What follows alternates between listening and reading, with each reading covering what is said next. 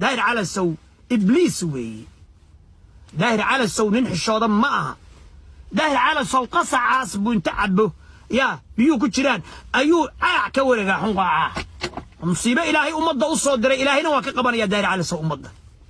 أكون كعصبة سندس أيان لا عاوة سمايستيس لعاوة وحكده قضية داهر على سو ميان لؤويا والله أنا لؤوين وبالله أنا لؤوين وطلعه أنا لؤوين شيخ walaalkaaha oo ina adeerkaaha oo Soomaaliyeed oo sakaraadaha oo naftu ay ka baxaysaba waxa uu ku yiri oo uu ka bariyo walaal caawa ii baaji garyaqaan buu ahaa kii u baajinayay wiilkii kaliya xanuunaya alla dadku kala nasabsana alla dadku kala gobsana alla dadku marka Soomaalinimada ay tahay ya Soomaalinimada adduunka wax ka fiican ma jirto garyaqaan isagoon garanaynin wiilkii uu jaawale dhahayay qabiilkiisa iyo cid uu yahay toona kaliyaha laga hayay buu daraadii buu life ka uga baaqday adiguna sheekh naftu ay ka baxayso oo walaalka ah oo ku codsaday xataa intuu ku soo horfadhiistay ku yiri ina adeer walaal caawa kaliyata ii baaji youtube bad ka hadlaysaa aniga nafta iga baxaysay ii baaji baad u baajin weydii seen kuula ooya adiga marka maanta seen adiga kuula ooyaan adiga kuula danqada adiguba waa la danqan weeyday sheekha walaalka ah naftu ay ka baxaysa laba qanjir baa iga soo baxay kansar baa ayaan isaga shakisanahay ku yiri ilaahay wuxuu yiri markaad isu naxariisataan baan idinkana idin naxariisanaya Soomaali oo dhan waa isku soo jeedisay cadaawad cusub baad samaysatay danteed garad qof inaad ahayna waad sheegto caawad adeysay qof kale hadduu ahaan lahaa oo Soomaaliyeed waxaan aaminsanahay 100% inuu caawa sheekha daraadii life-ka u baajin lahaa habeen dambe waa lagu garab istaagi lahaa hadda isla YouTube-kii haddu ka dhaxqadeynaya daahir cali sow hadda yaa kula ooyay Soomaali oo dhan wajigaaga saxda bay aragtay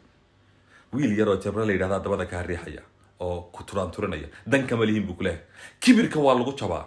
sheekhan danka malihin sheekhan waxba nagama gelin teena ka muhiimsan adaa ka muhiimsan YouTube-kaaga naftiisa ka muhiimsan buu kuleeyahay waan dareemi karaani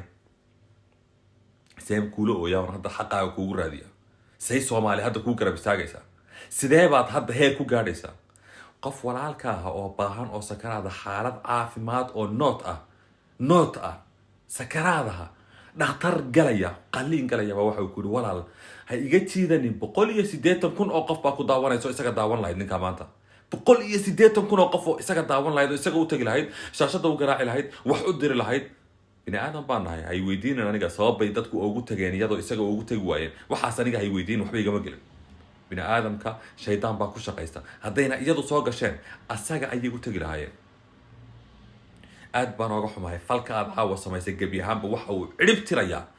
5 sano 6 sano 7 sano ee waxii wanaagsanaa samaysay oo dhan caawo baabi'inaya bini aadam baan nahay anu xaqiiqada ku sheegaya waxaanaad caawa samaysay gabi ahaanba waxay baabi'inaysaa wixii asxaan lagugu samayn lahaa oo dhan aad baan uga xumahay sheekha sida xun ee loola dhaqmay waan wada hadalnay waliba waxaan wada hadalnay si ragaan marahan waxba la isu qarinay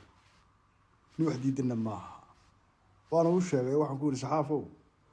qaabkaad ila hadlayso iyo aragtida ragada ugu hadlayso soo dhaweeyay hasa haatee gabadha ka dhax arag dhalinyarada taneysna ayaaniyo oo de shacabni wax diidanba ilama ekeen rag is hayaan buu gabadhi ka dhinac arag